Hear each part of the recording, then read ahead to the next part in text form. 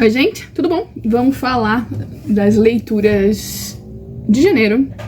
Eu ia falar fevereiro, querendo que o tempo passe rápido, porque vocês estão vendo minha companheira inseparável ali, no fundo. Pois é, ainda tem mais uns dias com ela. Não aguento mais, mas vamos lá. Não tá na ordem de leitura, na ordem de nada, tá? Mas, vamos. Esse foi o lançamento de janeiro da Faro. Então, o primeiro recebido da Faro do ano.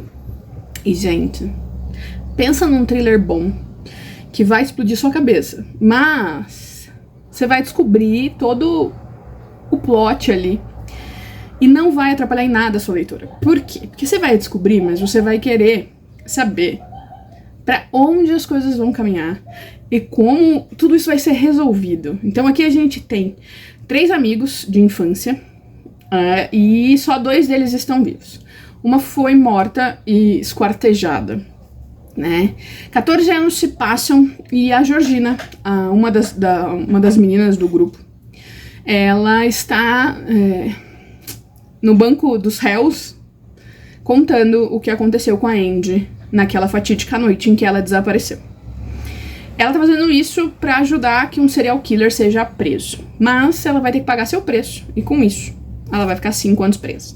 Então a história vai abranger o tempo dela na cadeia, o que aconteceu com a Andy e o que vai acontecer com ela no futuro. Então, assim, é maravilhoso, e o título deixa muito claro que nada, absolutamente nada, fica escondido pra sempre. Então, cuidado com os seus segredos, porque um dia eles podem voltar pra te assombrar e pode ser não ser tão fácil lidar com eles assim.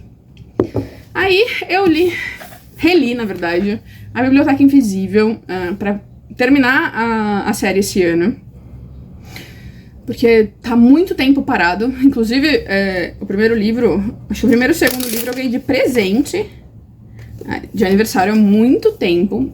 E então tá na hora de desafogar isso aqui. E é a história de uma sociedade, meio como se fosse uma sociedade secreta que protege alguns livros e coisa do tipo. É uma fantasia gostosa. Esse primeiro livro não é tão simples de você ler, demora um pouco pra você entrar no universo, mas vale muito a pena porque tem muita ação, muitos seres míticos, e a gente fica curioso pra saber até onde eles vão pra proteger esse segredo e esses livros que são tão perigosos assim. Aí eu reli Enola Holmes e é maravilhoso. Não tem muito o que falar aqui, porque Enola é maravilhosa, a história é maravilhosa, e eu adoro o fato dela fazer o Sherlock meio que de trouxa, sabe? Ele demorar um pouco pra entender o que tá acontecendo e, tipo, ele é o Sherlock, então isso não deveria acontecer. Mas Enola é maravilhosa e eu tô doida pra dar continuidade nessa série, que eu espero que a Verus não demore tanto pra trazer o 3º volume, enquanto eles demorarem pra trazer o 2º. Aí eu li Winter Song. Esse livro não tem no Brasil, mas é uma releitura de Hades e Perséfone, só que um pouco mais obscura do que as outras que a gente já conhece. Aqui a gente vai acompanhar os dois, né, a encarnação dos dois ali, fazendo seus jogos, fazendo suas apostas e tudo mais, mas as coisas são levadas para um outro lado. É tudo muito dark, é tudo muito sombrio, né? E basicamente dessa vez ela não tá fazendo as coisas pra salvar a si mesma. Ela tá fazendo isso pra salvar a irmã dela de um destino trágico demais. E pra isso ela vai ter que abrir mão de muita coisa. Mas é uma história muito bonita e o final não é o esperado, então vale muito a pena. Aí eu reli também Minha Lady Jane, que eu acho maravilhoso, porque, tipo, se a história tivesse sido assim, seria muito mais divertido do que o que realmente aconteceu com ela. Mas quero ver como vai caminhar os outros, porque essa é uma trilogia, e depois a gente tem um outro, que elas estão escrevendo com outro personagem, não é a Jane, mas é outro personagem, e eu quero dar continuidade nessas leituras, porque é muito divertido. Esses livros são muito engraçados. E, tipo, imagina, você casa com um cara que vira um cavalo, e você tem que esconder esse segredo de todo mundo, porque vocês fazem parte da nobreza. É muito bom, é sensacional. Aí eu reli The Gentleman's Guide to Vice and Virtue. Esse tem no Brasil, eu não lembro como é que ficou, mas é o primeiro livro de uma trilogia, e a gente vai acompanhar o Monty tirando seu ano sabático. Ele vai fazer o Grand Tour pela Europa ali, para depois poder assumir o seu lugar dentro da família, e ele não quer isso. Ele quer outro futuro para ele, outra vida para ele, então a gente vai ver ele tentando conseguir conquistar essa liberdade tão desejada. Até porque não é só o lugar na família que ele não quer aquela vida que a família dele impõe a ele pela sua classe social, pela posição na sociedade naquela época. Então, é muito bom, porque a hora que ele começa a cortar as amarras, né, de tudo, a gente fica muito, muito encantado com ele, porque ele é maravilhoso. Aí, o livro de janeiro do projeto Lendo Agatha Christie é Fácil Matar, e a gente vai ter um serial killer numa mini cidade. Gente, é uma mini cidade. Não tem habitante suficiente pra ter um serial killer, mas tem um serial killer ali. E a gente vai ter que, junto com o Fitz, não é nem Miss Marple, nem Poirot, junto com o Fitz, tentar descobrir o que tá acontecendo. Não é um livro maravilhoso, mas é um livro bom. É um livro rápido de ser lido. A gente se envolve mesmo, mas tem algumas coisas ali que eu achei meio desnecessárias, principalmente um romance desnecessário nessa história, mas faz parte, né? A gente acaba tendo que engolir algumas coisas, mas no geral é um livro muito bom. Aí eu reli, porque Darkling nunca é demais, Sombriossos, pra terminar a trilogia até o lançamento da terceira temporada da série, a segunda temporada da série. Bom, a próxima temporada da série, que vai abranger os 2 últimos livros. Então a segunda temporada, né, Thalita? Então, não vai ter 3 temporadas, então eu achei por bem reler, mas Darkling e Alina são sensacionais. Essa história é maravilhosa, e eu tinha esquecido o quanto ela é boa, principalmente quando revela-se o grande segredo no final. Aí eu li Fantasia Nórdica, que é uma HQ que eu recebi em parceria com a Fara. Essa HQ é publicada pelo selo Poseidon, e aqui a gente vai ter a Vei, que vai ter que tentar fazer o impossível e salvar a sua tribo, por assim dizer, porque não tem outro jeito de eu chamar, dos deuses nórdicos. Aqueles mesmos que a gente conhece, Loki, essa galera, Thor. E eles vão ter um combate, e eles vão... normalmente, eles sempre ganham, né? E agora existe a possibilidade da Vei ganhar, e isso pode ser que cause grandes problemas daqui pra frente. Só tem mais um volume, e deve sair ainda esse ano. Então, logo a gente vai saber o que vai acontecer com a Vei, porque eu estou desesperada pra saber o que aconteceu com a Vei. Aí, o primeiro livro do King de 2023 foi uma releitura, acho que é a 4ª vez que eu leio esse livro. Se vocês me perguntarem por quê, eu realmente não sei dizer. Mas esse é um livro curtinho, são 150 páginas, cada capítulo é um mês, e todos os capítulos acontecem na lua cheia, e a gente vai acompanhando este lobisomem. Caramba. Este lobisomem assustando a pacata cidade de Tucker's Mill. E pouco a pouco a gente vai suspeitando de quem é, mas a revelação e como isso acontece é simplesmente maravilhoso. Porque King é King, né? Aí eu terminei a leitura de Mindhunter e foi muito bom. Pra quem gosta de True Crime, esse livro é sensacional. Principalmente se você gostou da série. Então leia esse livro, porque você vai ter muito mais detalhe do que é passado na série, e você vai se encantar pela maneira como John Douglas teve a ideia de ficar um passo à frente desses psicopatas, de assim tentar salvar o máximo possível de pessoas, né, a partir de então. Pra quem não sabe, foi o John Douglas que começou a pensar em criar um perfil dos assassinos para conseguir capturá-los antes que seja tarde demais, antes que eles matem mais gente. Então, logo desde o primeiro crime, eles já investigam hoje em dia o modus operandi, as marcas que o cara deixa, tudo que pode levar a eles a formarem um perfil do assassino. E assim, conseguir chegar mais rápido e prender. Mas ele teve a ajuda de serial killers extremamente famosos, e é interessante ver que eles estão abertos e dispostos a conversar. Mas isso se deve ao fato de que a grande maioria deles são narcisistas e eles querem expor o seu lado, né? Acham que eles são os melhores pessoas do mundo e a gente tem que escutá-lo e aprender com eles, deixa eles extremamente felizes. Aí eu tive uma decepção, que eu não fiquei nem um pouco feliz de ter esta decepção, porque é um autor que eu adoro.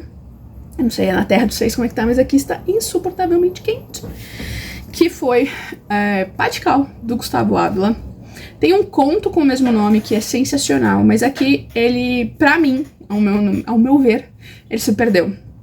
Ele quis colocar duas histórias quando ele poderia ter focado em uma só e desenvolvido o conto melhor do que colocado uma outra história no meio, que deixa as coisas um pouco mais confusas, mas que também faz com que você mate a charada muito rápido, né?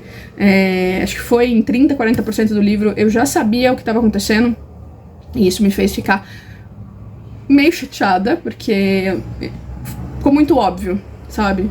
Muito óbvio. Esse é o grande problema. Esse livro não deveria ter sido óbvio, porque o conto não era óbvio, mas o livro ficou extremamente óbvio e lento. Aí eu reli a maravilhosa Christine, acho que é a 4ª vez também. Basicamente isso aqui é uma história de amor, com finais macabros, um pouco sombrio, mas é o primeiro amor do Arnie, e não é como a gente imaginava. Mas Christine se aproveita da ingenuidade daquele garoto pra voltar à vida e fazer tudo o que ela sempre quis. E sim, eu estou falando como se fosse uma pessoa, mas é um carro. É maravilhoso. Aí, reli também, 4ª vez, acho, O Cemitério do King. E toda vez que eu leio esse livro, mais certeza eu tenho de que esse é um dos melhores livros do King, pela profundidade da história, apesar de não parecer. Ele traz uma discussão muito séria sobre o que você faria se você tivesse a oportunidade de trazer os seus entes queridos de volta, né? Se você faria isso, você pagaria o preço pra ter essas pessoas de volta. E ele mostra pra gente, como o King sempre faz, as consequências de uma decisão dessa. Então, é perfeito. É maravilhoso. Pra mim, é, sem sombra de dúvida, um dos melhores livros do King. Aí eu finalmente, aleluia, terminei de ler Carrossel Sombrio. Livro de conto, independente de quem tem escrito, me cansa.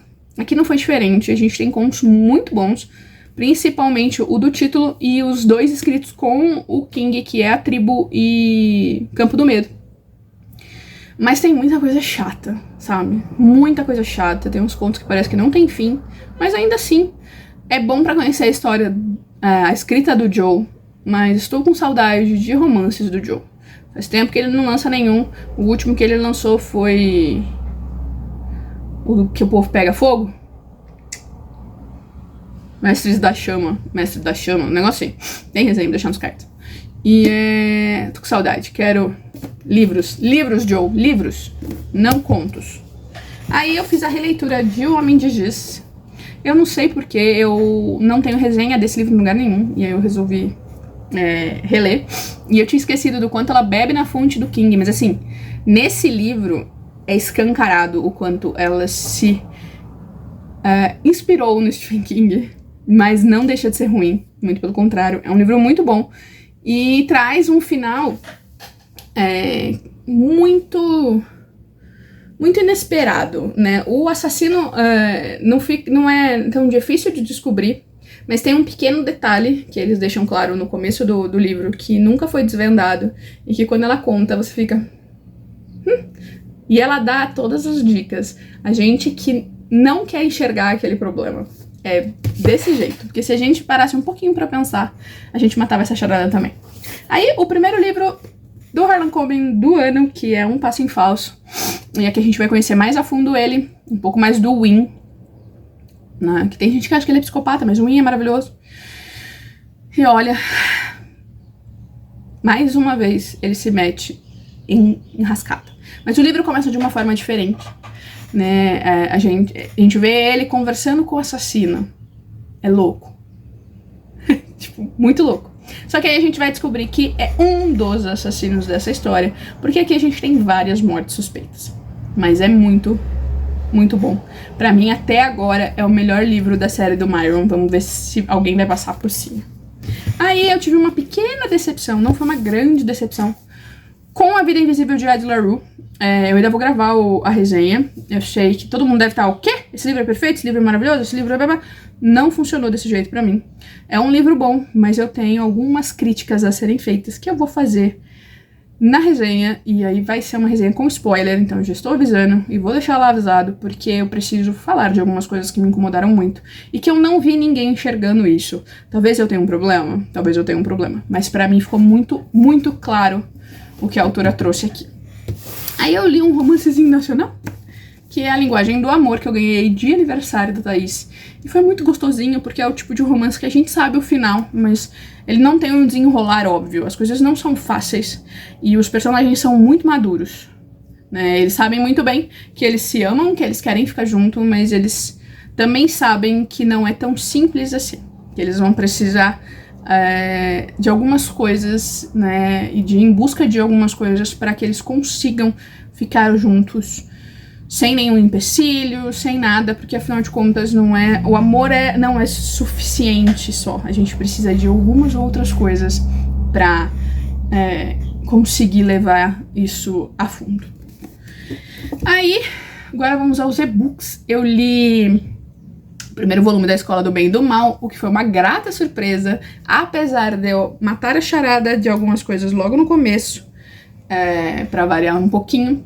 Foi uma leitura muito gostosa, muito melhor do que eu imaginei que fosse ser, o que me deixou muito feliz.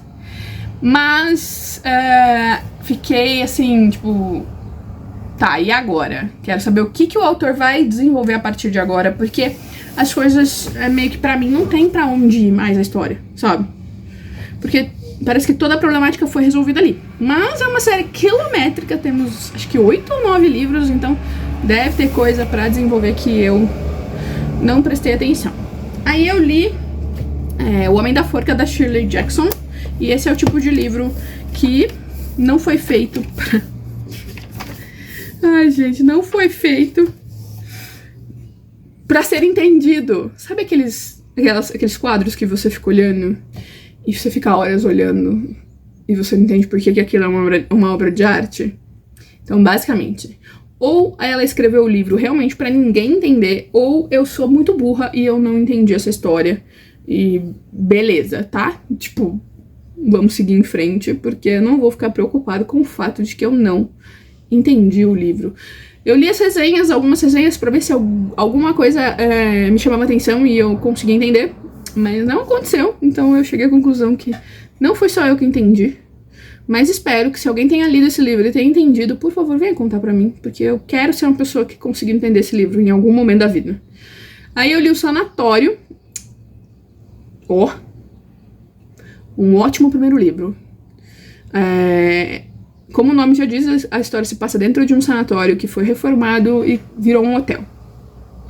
Só que mortes começam a acontecer, só que mortes ligadas ao sanatório. Então, tudo leva a crer que alguém tá querendo se vingar do que aconteceu dentro daquele sanatório e contar a verdade pro mundo, expor as loucuras e tudo mais que aconteceu. Porque o sanatório não é o que a gente conhece como sanatório hoje, tá? Antigamente eles eram usados para tratar tuberculose, esse tipo de coisa. Então, pra gente, não é para tratar problemas, doenças mentais, como hoje em dia. É basicamente para tratar de tuberculose, para tratar de problema respiratório. Tanto que ele ficava no alto de uma montanha, tinha essa crença de que precisava de ar puro e tudo mais. Só que tem um passado muito sombrio, né? Um passado que deveria ter sido revelado e que impediria, assim, a construção do hotel. E, gente, quando revela, eu vou falar que o fim não foi maravilhoso, tá? Toda a investigação, tudo foi maravilhoso, mas a revelação do final deixou a desejar, mas ainda assim é um livro muito, muito, muito bom. E acho que tem mais, deixa eu ver aqui. E eu li Céu Sem Estrelas, da Elis Figueiredo, e foi uma grande decepção. Não pela escrita, não pela história, mas pelo vitimismo da personagem principal. Esse vitimismo me tirou do sério, me deixou irritada e me fez querer que o livro tivesse 10 páginas. Simplesmente nada fazia sentido naquela história. Sabe? Não funcionou. Não funcionou, quero ver se tem mais algum e-book. Pera aí que eu vou ver aqui.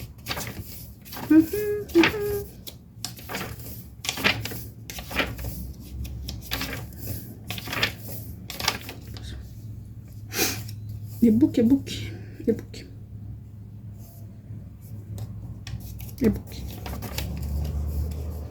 E eu li um conto no fundo do poço do Márcio Pacheco, que tá disponível no Kindle Unlimited. E, gente, sabe o que é mais divertido? O lugar onde se passa a história existe. Vocês têm noção? O lugar existe. O lugar existe. E é bizarro. E ele falou pra mim que é exatamente daquele jeito, sabe? Muito maravilhoso. É um conto curtinho. Então, assim, leiam. Você vai ficar tenso, você vai ficar com medo, você vai... Gente, de verdade, eu fiquei até achando que eu tinha claustrofobia enquanto eu lia. Porque é desesperador. E, tipo, tudo que eu ficava lendo e tudo que passava na minha cabeça era...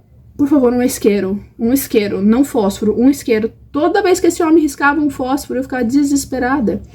E ele não tinha um isqueiro, e eu só queria entrar na história e dar um isqueiro pra ele. Porque eu acho que se eu desse um isqueiro pra ele, talvez ele tivesse se dado melhor no fim, certo?